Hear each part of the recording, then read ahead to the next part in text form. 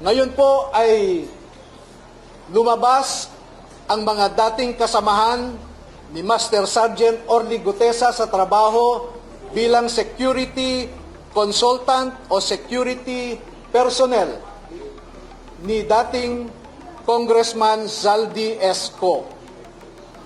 Nandito po silang lahat at gusto ko pong ipakilala sa inyo ang mga sundalong ito ay wala na sa serbisyo. Ngunit ang nasabi nila sa akin, ito ang marahil na huling labanan na kanilang papasukin at gusto nilang magpakasundalo sa ating bayan.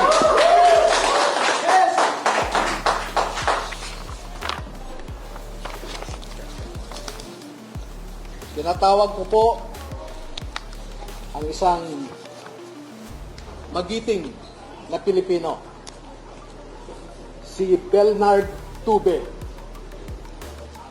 Opo. Si Ross, tumatanda na po. Si Rosbert Waupan. Si Benny Bulontate. Si Johnny Budwan, si Rodante Orbillo, Rainy Boy Julian,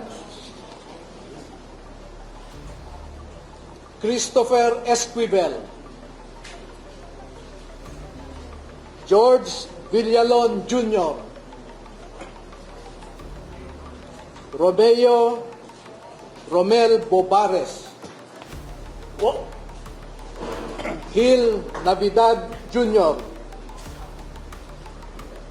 Anselmo Taberdo, Walter Manalansan,